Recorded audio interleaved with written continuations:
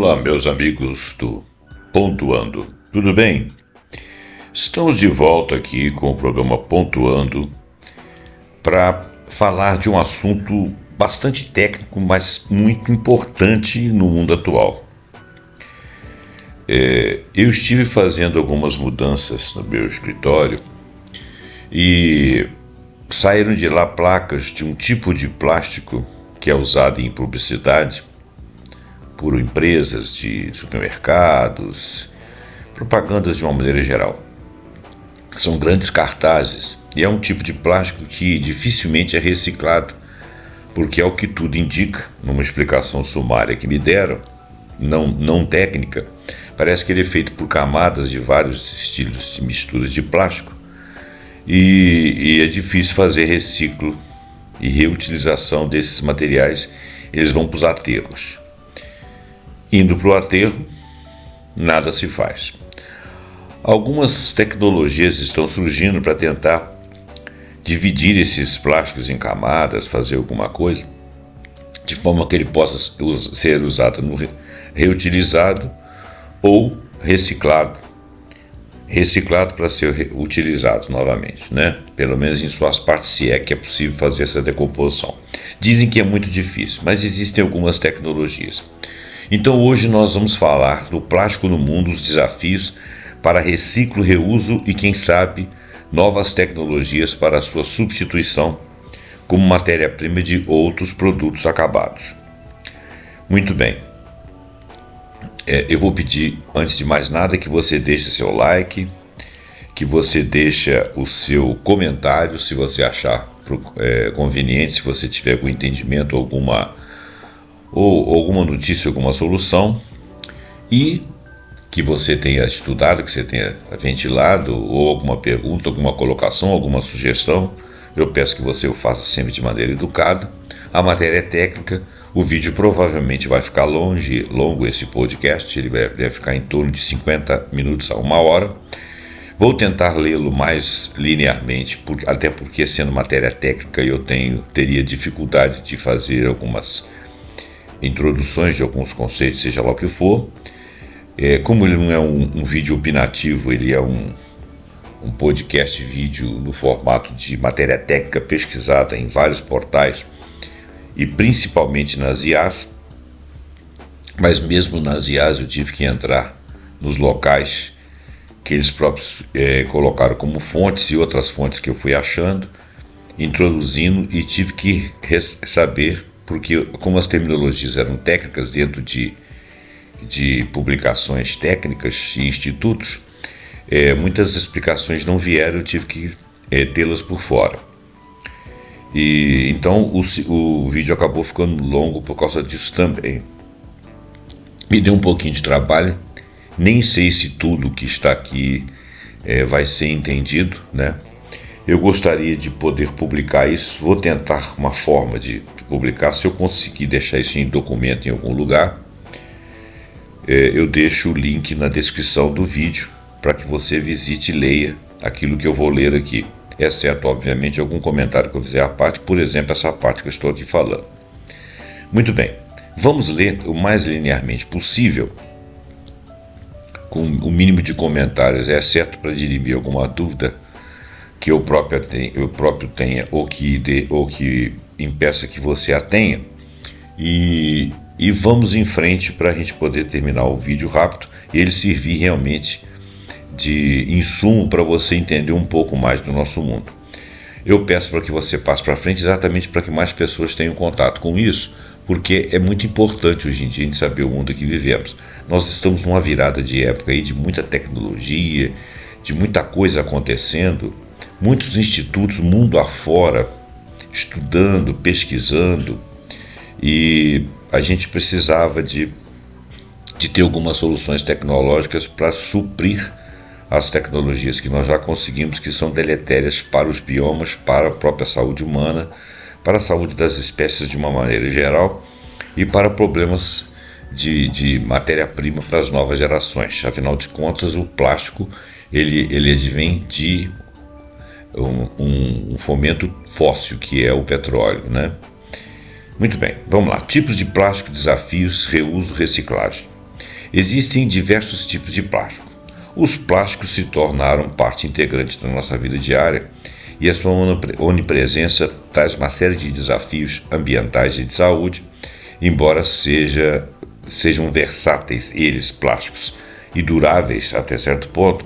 A forma como os produzimos, usamos e descartamos tem consequências significativas para o planeta e para nós próprios e para todas as outras espécies.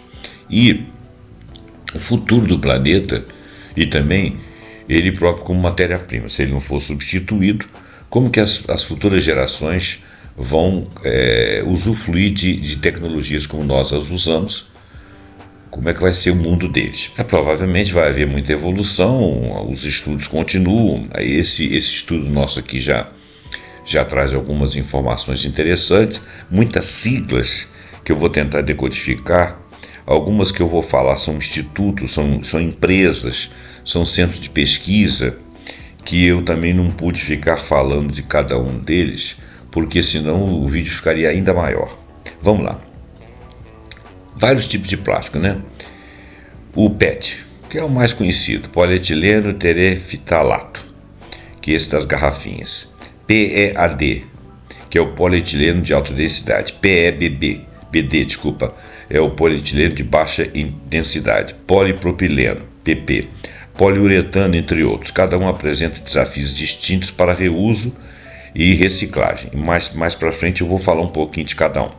Em nível global, só cerca de 9 a 10%, olha bem, em nível global, mundo inteiro, só cerca de 9 a 10% do plástico é reciclado, enquanto a maioria acaba em aterros ou nos ecossistemas. A origem dessa informação é de um caderno chamado Seropaz, que é um instituto. Eu vou evitar ficar falando isso aí, mas se eu conseguir publicar isso, você vai ler lá e de repente você pode procurar esses institutos. Alguns deles eu procurei para poder reafirmar ou reconsiderar alguns conceitos que eu não entendi ou que eu achava que teria que ter mais explicação. Mas por enquanto aqui eu não vou ficar falando não. Os plásticos então é outra coisa. Na Espanha, uma boa parte dessa pesquisa aqui vem da Espanha. Na Espanha, apenas 41,3% das garrafas plásticas foram recicladas em 2023, abaixo da meta de 70%, revelando falhas no sistema de coleta e na confiança dos responsáveis. Veja bem, esse dado é um dado assim, como foi focado no Instituto da Espanha, ele trouxe a IA trouxe uma informação, mas essa informação é parcial. Isso acontece na Espanha. O que acontece no resto do mundo? Né? A gente sabe que alguns países da Europa, na América do Norte, recicla-se uma quantidade de plástico maior. Mas eu creio que a média não passa de 50%. Mas vamos lá. Os plásticos são polímeros sintéticos e sua diversidade é identificada por códigos de resina numerados de 1 a 7, geralmente encontrados na parte inferior das embalagens. Quando você compra, está escrito lá. Essa classificação é crucial para a reciclagem, pois nem todos os plásticos podem ser processados juntos. Nós já vimos que 9 a 10% dos plásticos são reciclados e quando eles vêm juntos eles não são reciclados. O PET, que é o número 1, é o polietileno terefitalato, usado em garrafas de refrigerante, água, altamente reciclável, pode ser transformado em novos recipientes, fibras de poliéster para roupas e enchimento para travesseiros. Depois que eles passarem dessa fase, eles não serão mais reciclados, eles vão para aterros. O PEAD, o polietileno de alta densidade encontrado em embalagens de leite, detergente e shampoos. É durável, é fácil de reciclar, podendo se tornar novos recipientes, lixeiras ou tubos. Após essa fase, eles ainda são reciclados novamente, mas depois não são mais recicláveis, vão para os aterros. PVC, policloreto de vinilo, usados em canos, esquadrias de janelas, alguns brinquedos. A reciclagem do PVC é bem mais complexa e menos comum devido aos aditivos que ela contém. Ela tem os aditivos químicos, mas ela pode ser... O PVC, de uma maneira geral, ele pode ser reprocessado para a produção de pisos e mangueiras. Nas mangueiras eles seriam reciclados, nos pisos eles teriam uma durabilidade maior.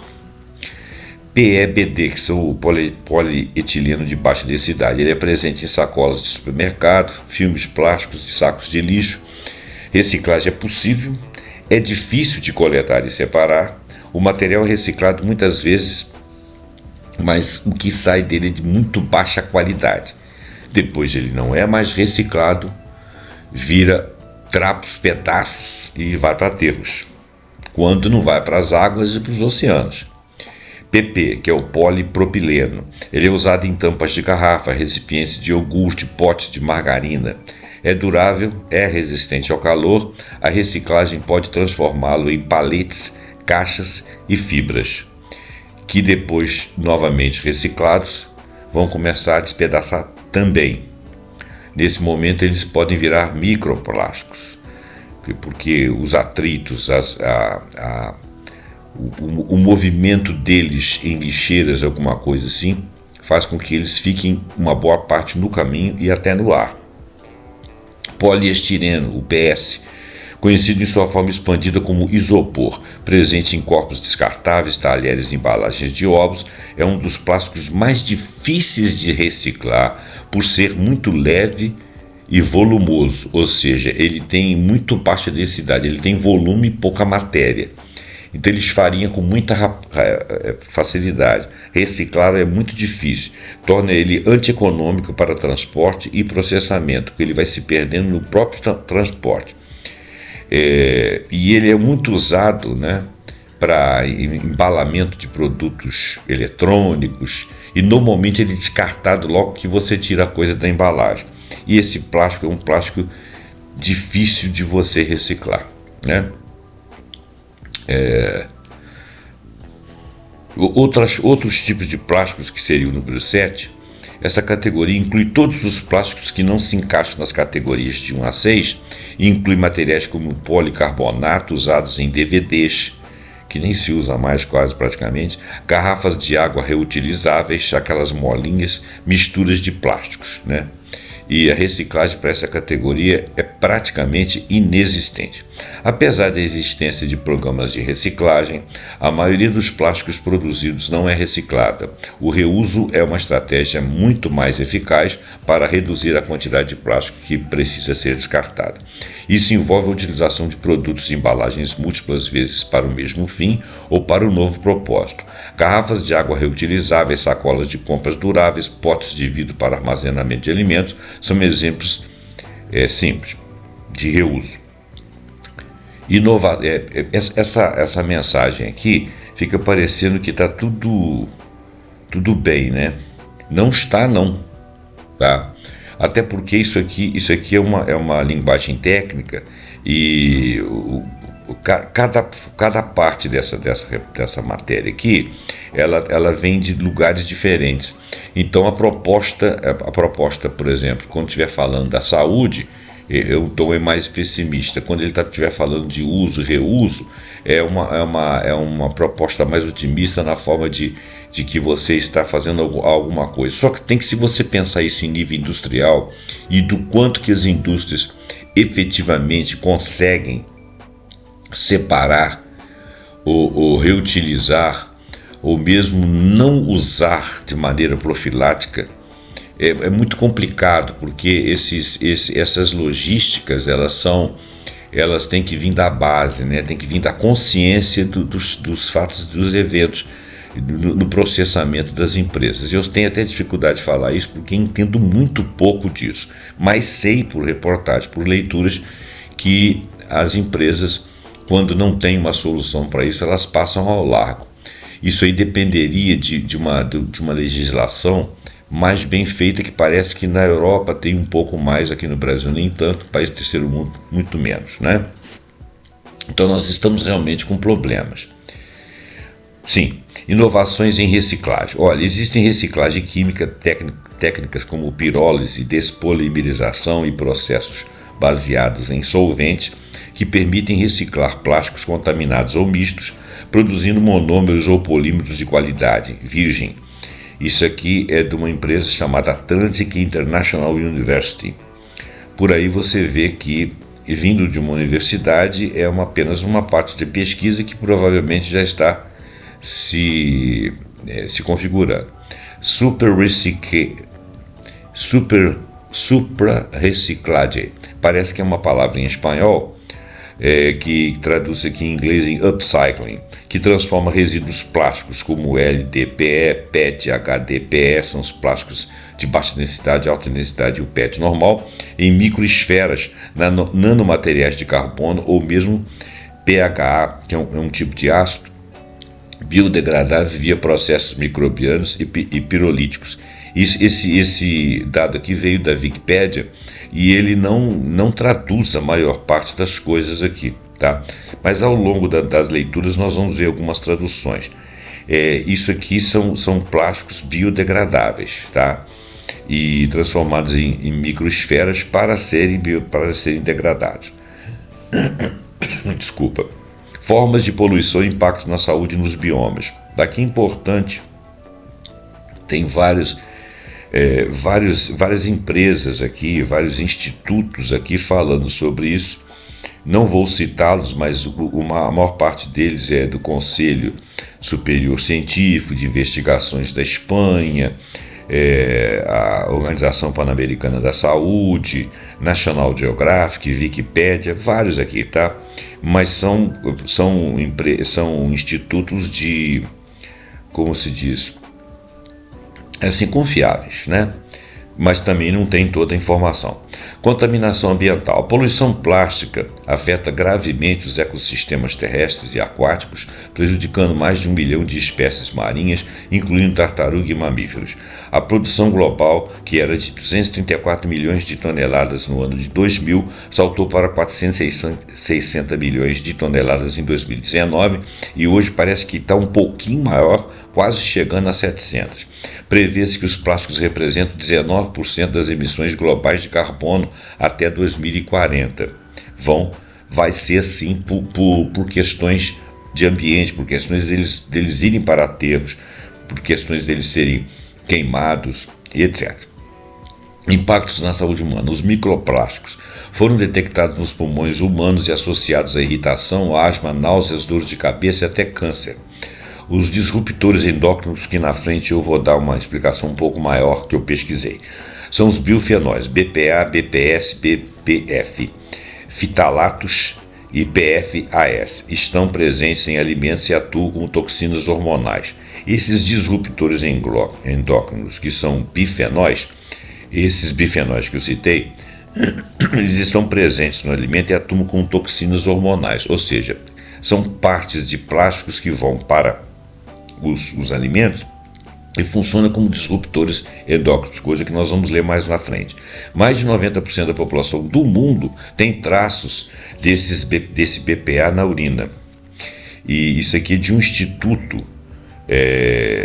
do Instituto de Saúde, que relatou isso aí. O estudo do Conselho Superior de Investigações Científicas da Espanha, o CSIC, indica que 85% dos alimentos analisados continham ao menos um plastificante. Crianças podem ser particularmente expostas com níveis de até 2.262 nanogramas por quilograma diários e adultos um pouco menos. A Organização Pan-Americana de Saúde, a OPS, alerta que apenas 10% do plástico sendo reciclado, 2% de uso único, quer dizer, usam uma vez, não vai usar mais, com grandes impactos sobre comunidades vulneráveis e má gestão de resíduos. A exposição aos plásticos, especialmente em ambientes contaminados ou via queima, conforme eu havia relatado, pode elevar os níveis de foftalatos em milhares de vezes, com graves implicações para a saúde, inclusive geração de efeito estufa, né? CO2. Os plásticos agridem o organismo através de disruptores endócrinos como o bifenol A, que é o BPA, e fitalatos, que contaminam alimentos e bebidas através de contato, especialmente quando aquecidos no micro-ondas. Tomar muito cuidado para não levar coisas ao aquecimento, inclusive o próprio plástico do automóvel. Quando você deixa o automóvel no sol, ou num dia de calor fechado, ele exala alguns odores, né? Não são odores perceptíveis, mas ele contamina o ambiente, deve ser de forma vaporosa, na forma de vapor, né?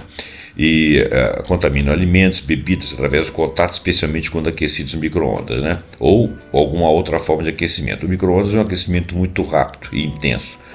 Essas substâncias interferem na comunicação e função dos hormônios, afetando o metabolismo, desenvolvimento de reprodução e humor. Para reduzir a exposição, deve-se evitar o uso de recipientes plásticos para aquecer alimentos, optar por embalagens de vidro ou de aço inoxidável e escolher alimentos e cosméticos sem esse BPA e outros desreguladores. Como que eu vou escolher um alimento sem o BPA? Você tem que olhar lá para ver se a embalagem ou se a empresa diz ali do perigo de você ter contato com essas coisas. Eu não sei, eu sinceramente não creio que haja esse tipo de informação, tá? Por isso que é importante a gente saber. Plástico não se aquece, tá? Plástico para alimento não é complicado. Eu não gosto muito de plástico, acondicionar coisas em plástico, mas a gente não tem muita forma de sair fora.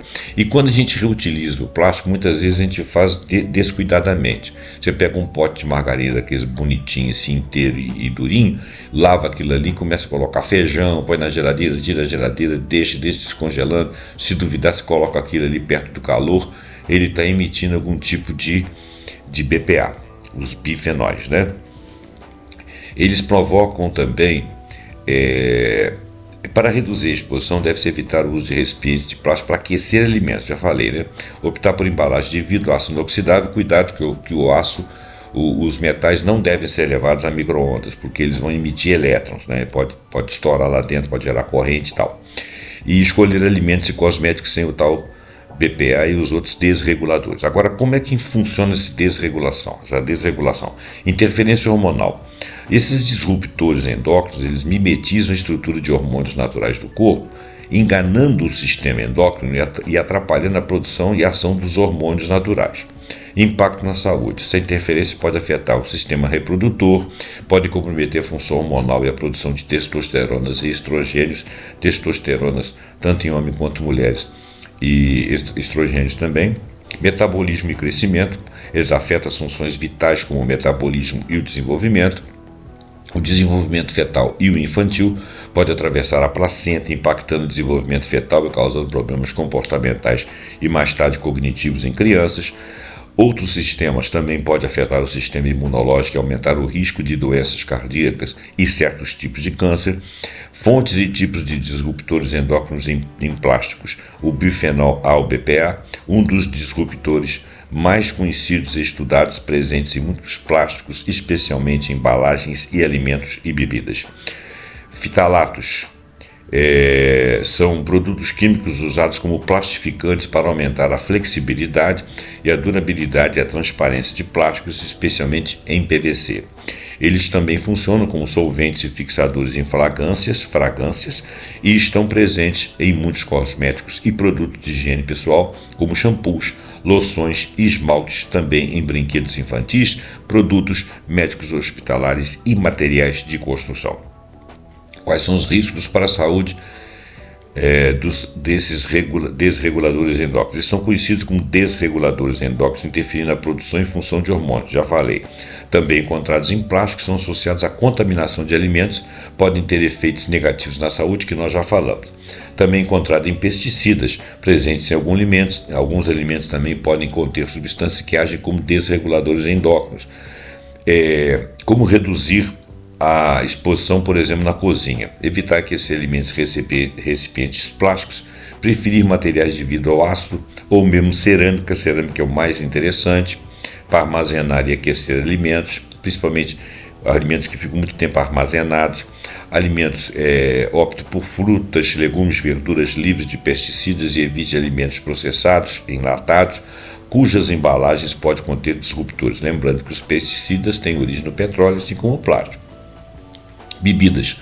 Use garrafa de água e recipientes de aço inoxidável ou vidro em vez de plástico, o que é muito difícil, porque plástico é o que mais tem. Produtos de higiene. Leia rótulos e evite cosméticos que contenham parabenos, fitalatos, benzofenonas. Isso é muito complicado, a gente não entende disso. O ser humano normal não entende dessas coisas. Então, desconfiemos das embalagens. Tomar cuidado com as embalagens. O reuso da embalagem é necessário, mas bem lavado, não deixar aquecer, não ficar coisas lá dentro muito tempo, né? Leia rótulos e evite cosméticos que contêm parabenos, fitalatos e benzofenonas. Limpeza. Ventile os ambientes internos. Use pano úmido para remover poeiras e poluentes domésticos, porque ali está muito da microesfacelação daquilo, né? Esteja atento a materiais dos produtos que utiliza no dia a dia. Faça escolhas mais conscientes para proteger a saúde. Isso é muito complicado. Sabe por quê? Porque depende de conhecimento. Quem tem conhecimento? O fulano é doutor nisso. Ele pode ser doutor numa coisa, mas não entender nada daquilo. Ou nunca ter estudado. Talvez se ele for um médico, né? Mas outras categorias, dificilmente. Bom, tecnologias e materiais promissores para que nós venhamos a tentar substituir o plástico.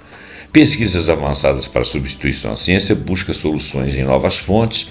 A pesquisa P&D, pesquisa e desenvolvimento, se concentra em bioplásticos de fontes renováveis, que seriam plásticos derivados de biomassa, como amido de batata, algas ou resíduos agrícolas. Alguns bioplásticos são biodegradáveis, mas é importante notar que nem todos os bioplásticos são biodegradáveis. E sua decomposição pode exigir condições industriais específicas. Degradação enzimática. A descoberta de bactérias e fungos que podem quebrar plásticos, como bactéria Ideonella sacaiensis, que se alimenta dos próprios PETs, né, do tipo de plástico de garrafa, abriu novas portas para reciclagem e tratamento de resíduos. E plásticos modulares, a criação de polímeros que podem ser desmontados em monômeros originais, permitindo uma reciclagem de ciclo fechado, onde o plástico pode ser infinitamente reprocessado sem perda de qualidade. É como se você estivesse desmontando um Lego, remontando-o para confeccionar outra coisa. Mais especificidades e nomes de pesquisas. Os bioplásticos e aqueles que são compostáveis. O PLA, que eu disse que ia acabar falando para vocês. Nós vamos esquecer, mas é bom falar. PLA, ácido polilático, derivado de amido de milho por fermentação. Ele é versátil, biodegradável e compostável, já utilizado em embalagens e utensílios.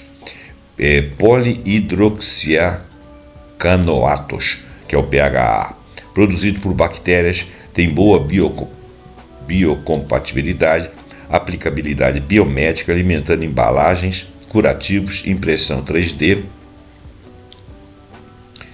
biocompostos reciclados, fusão de fibrilas de proteína, como o soro de leite, por exemplo, com polímeros biodegradáveis que fornecem filmes transparentes, flexíveis e sustentáveis, materiais biodiversos e biomiméticos, nanocelulose proveniente de materiais vegetais como bagaço, cascas, apresenta alta rigidez e vasto potencial tecnológico. Circle, eu não sei se é assim que fala, SHRILK, eu vou ler Cirque, é difícil, né? Material inspirado na casca de artrópodes, produzido por quitosano de crustáceos e fibroína da seda. Ele é leve, resistente, biodegradável, com múltiplas aplicações, inclusive biomédicas. Fibra de celulose mais seda de telarana, que é oriundo da Finlândia. Criam compostos firmes, flexíveis, extensíveis, biodegradáveis, são ideais para embalagens e aplicações médicas. Isso aqui veio da BBC. Provavelmente alguma coisa confiável, que a BBC não é qualquer uma, né? Biocompostos PHA com grafeno e nanofibras de carbono oferece maior estabilidade térmica, resistência mecânica e propriedades condutoras, ampliando o uso de bioplásticos em eletrônica e embalagens sofisticadas. Iniciativas sociais e econômicas locais. O Gijende Makers, do Quênia, acho que é Gijende que se fala.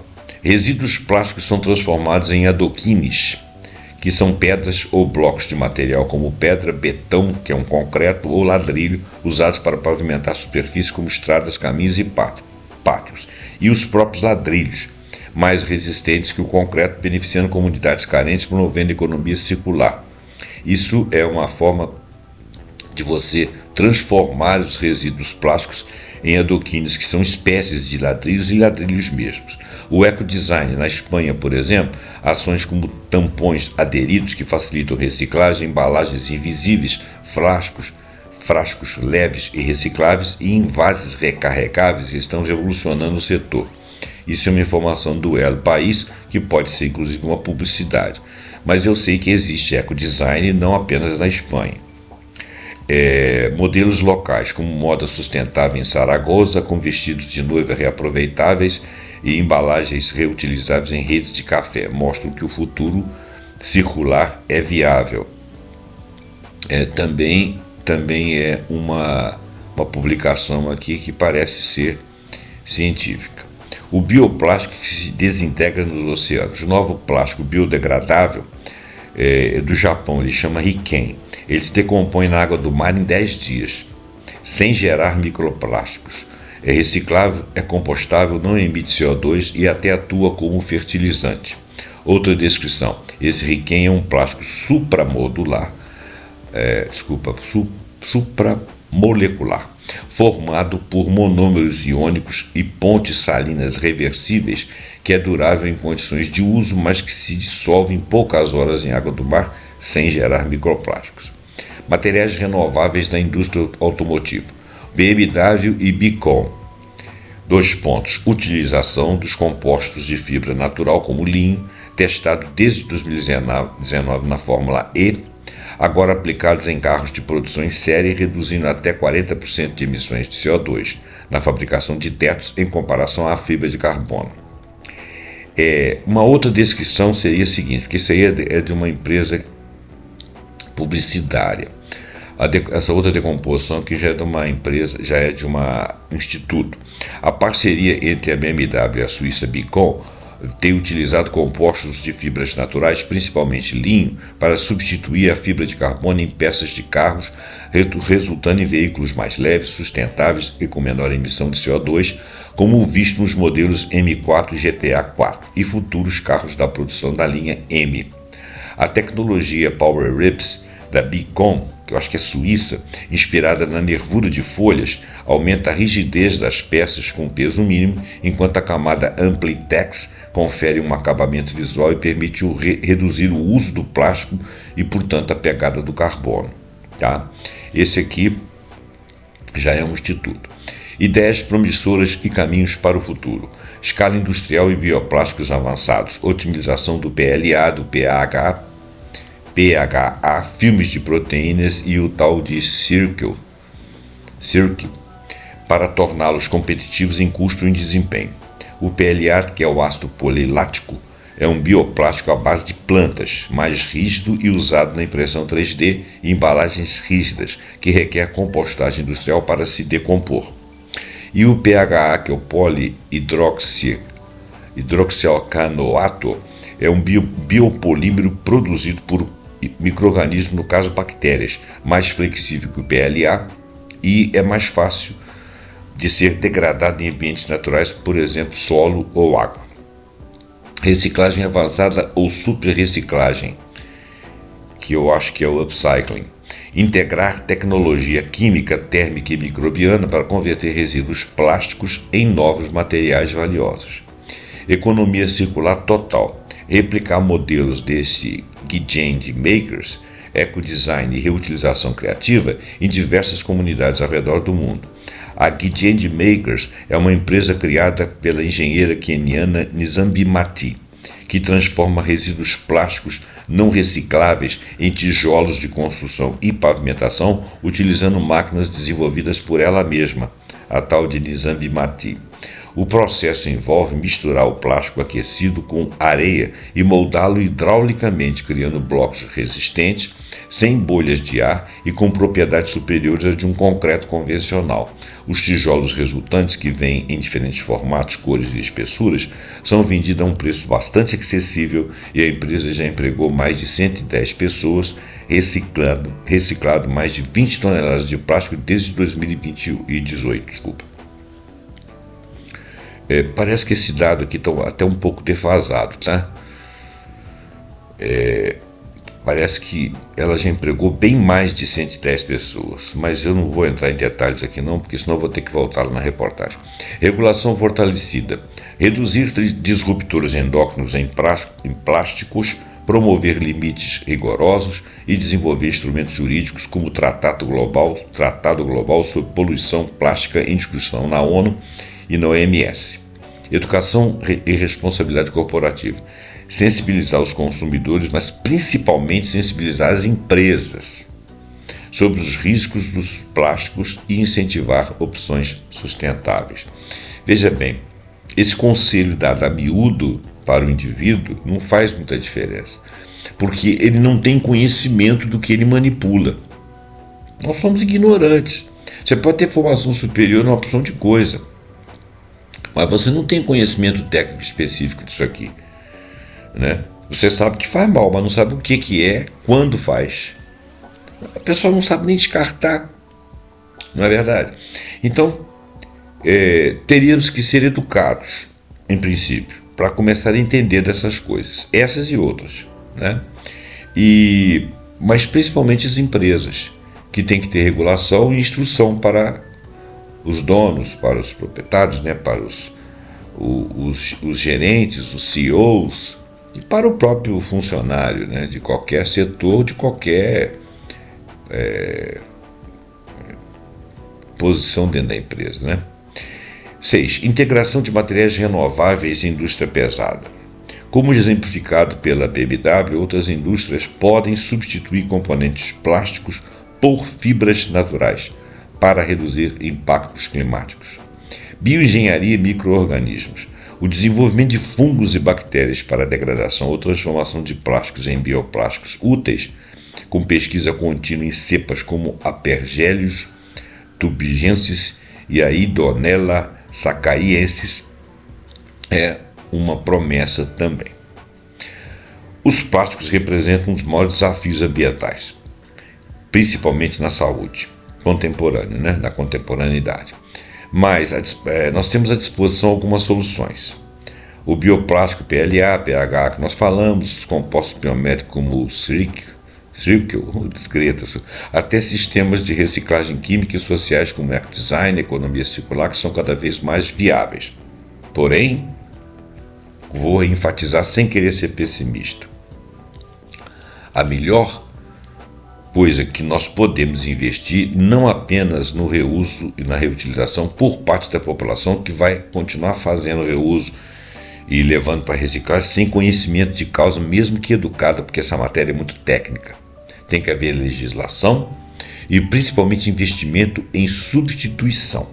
O bioplástico é uma boa ideia, não resta dúvida, mas ele também tem lá seus limites, né? O ideal é que a gente comece a pensar em não ter mais plástico, né? Quem sabe a gente não consegue. Agora, alguns exemplos brasileiros específicos aqui de estudos recentes dentro do Brasil e também tentativa de substituição do plástico no Brasil e no mundo. Panorama atual da reciclagem no Brasil. Em 2022, o índice de reciclagem mecânica do plástico pós-consumo atingiu 25,6%, representando o maior avanço desde 2018. 25,6% sendo o maior avanço, nós ainda estamos muito lá atrás.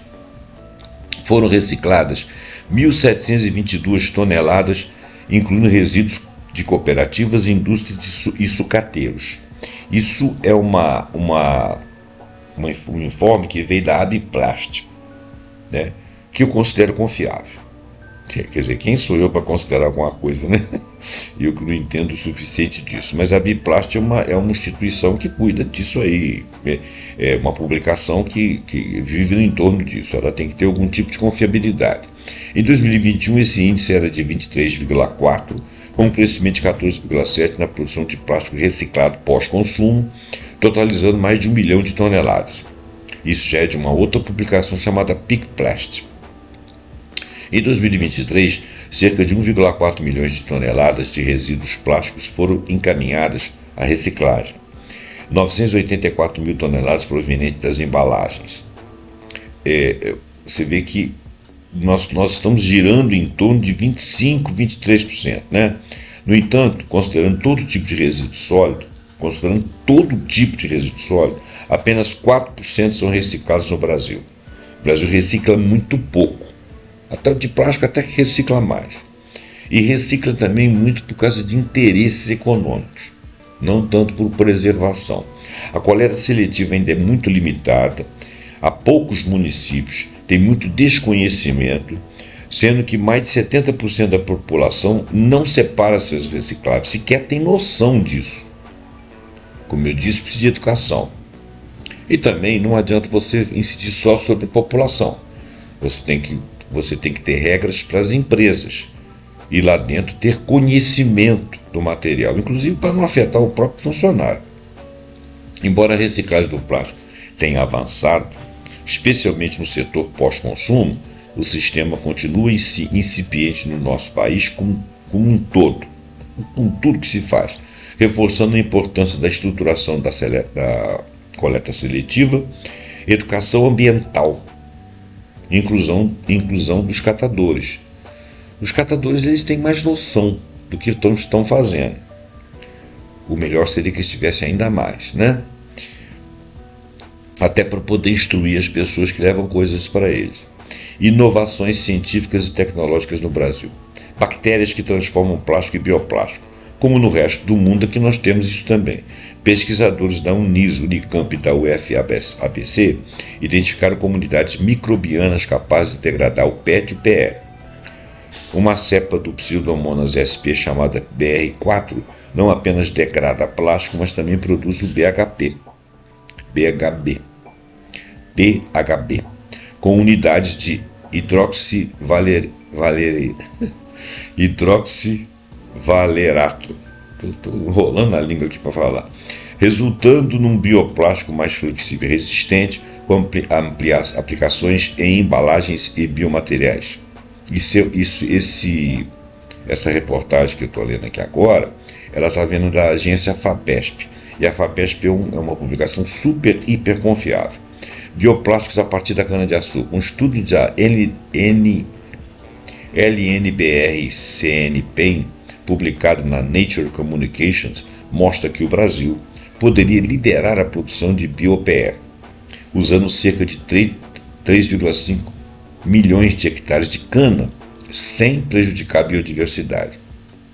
Essa produção ela poderia capturar até 52 milhões de toneladas de CO2 por ano, além de evitar a dependência de combustíveis fósseis. Muito interessante isso. Mercado de inovação industrial em PLA.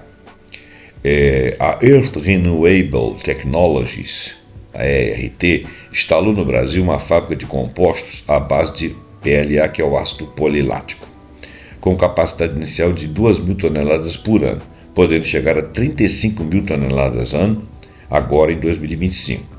A empresa, em parceria com a Universidade Federal do Paraná, também pesquisa o uso do bagaço de cana como matéria-prima para esse ácido polilático, reduzindo o uso de alimentos para a produção de bioplásticos.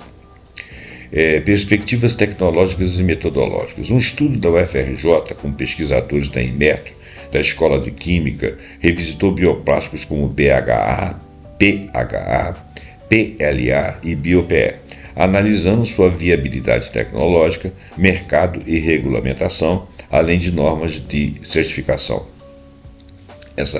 Esse dado ele veio da Universidade Federal Fluminense. Biotecnologia industrial, o PHA e o PHB.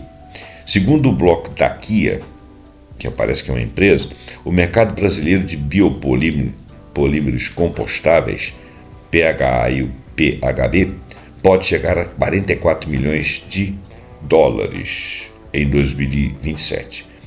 Algumas técnicas inovadoras serão uso de micro-organismos geneticamente modificados para a produção do PHA e o PHB, são plásticos biodegradáveis, bioplásticos, né?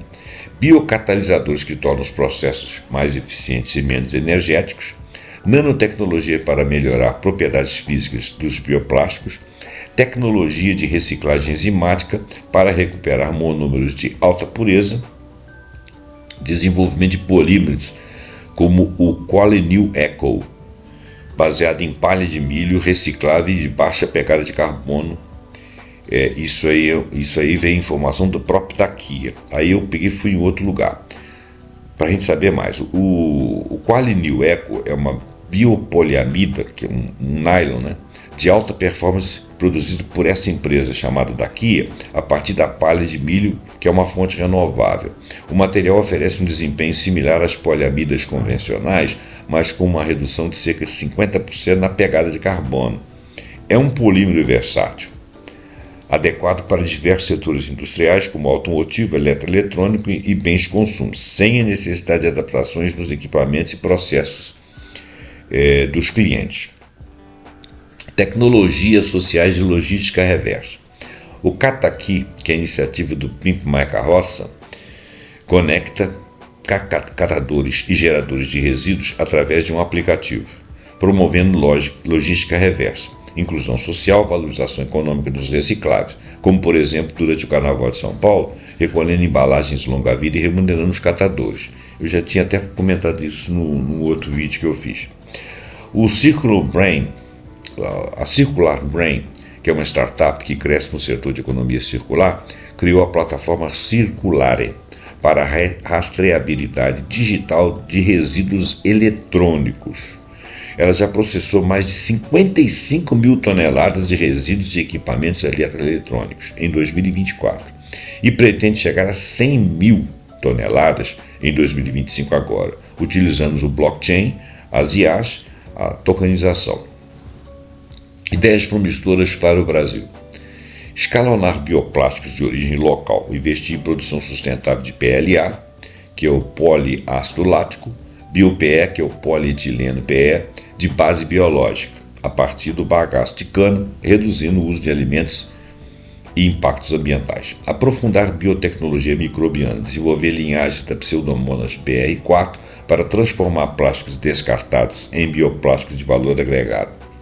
Impulsionar o mercado nacional de compostáveis, estímulo regulatório e financiamento para empresas como a ERT e a Dakia, que nós já citamos, expandindo a adoção de PHA, o polihidroxialcanoato biodegradável, e o PHB, polihidroxibutirato, um biopolímero termoplástico produzido por micro-organismo com reserva de energia e carbono, que também é biodegradável, e a Qualinil Eco, que é a biopoliamida. Fortalecer cadeias locais de reciclagem, apoio ao Cataqui, iniciativas de coleta seletiva, remuneração justa para catadores e integração de recicladores. Isso é muito importante. Digitalizar logística reversa, ampliar plataformas como a Circular Brain para rastreamento, certificação e retorno de materiais em setores estratégicos, lá nas empresas, normatização e incentivo à certificação baseados nos estudos acadêmicos como o UFRJ e Metro, para criar políticas que favoreçam bioplásticos certificados com padrões claros de composição e compostabilidade. Educação pública e governança. Implementar programas como Recicla Sampa em outras regiões, sensibilizando cidadãos, fortalecendo a infraestrutura municipal de coleta e triagem. E fazendo leis para as empresas. Concluindo, o Brasil já conta com iniciativas científicas robustas, tecnologias sociais e industriais emergentes. Nós não estamos diferentes do resto do mundo, mas em pesquisa. Mas estamos reciclando muito pouco ainda, porque falta uma base educacional para a população, para o funcionário que trabalha nas empresas, para os donos das próprias empresas, em todos os escalões. Nós precisamos de educar o povo para saber como que vai barrar esse comprometimento ambiental da saúde dos biomas e da nossa própria saúde através de regulação, como educação e entendimento, que as pessoas aceitem a lei por sabê-la como responsabilidade sobre a própria saúde deles, né? O caminho passa pela união de pesquisa, política pública, inovação industrial e inclusão social. Eu diria, e por educação. Educação ambiental, né? Promovendo soluções locais eficazes, escaláveis, para substituir o plástico convencional. É isso aí. Gente, então, foi um programa técnico, desculpa, algo cansativo, né? Não dá para entender perfeitamente, eu concordo com você, eu próprio fico com dificuldade, por mais que eu pesquisei aqui, eu teria que fazer uma pesquisa muito maior, mas teria que contar também com o seu entendimento um pouco de química, né? E então, quer dizer, nós precisamos de ser instrumentalizados e educados com uma legislação pertinente para nós sabermos o que estamos fazendo, quais são os nossos direitos, quais são os nossos deveres, como que deverão ser os nossos procedimentos para que a gente leve isso para dentro dos nossos trabalhos, das nossas casas, das empresas, de forma que o mundo seja educado na sustentabilidade, na proteção aos biomas e na própria saúde. E principalmente, continuar as pesquisas para que a gente possa legar às populações futuras, descendentes, um mundo que possa continuar sendo um mundo de benesses, de tecnologia e de conforto. Caso contrário, nós vamos voltar à Idade da Pedra. Muito obrigado pela sua atenção. Espero ter atingido o objetivo de esclarecer um pouco, ainda que superficialmente. Se você puder estudar, contribuir, passa esse podcast para frente, deixe seu like, deixe seu comentário, assine o nosso canal, aperte o sininho para você ser informado quando nós trouxermos outros assuntos que nós julgarmos interessantes à baila, e até o próximo programa pontuando com algum assunto que nós acharmos muito interessante. Até lá e muito obrigado.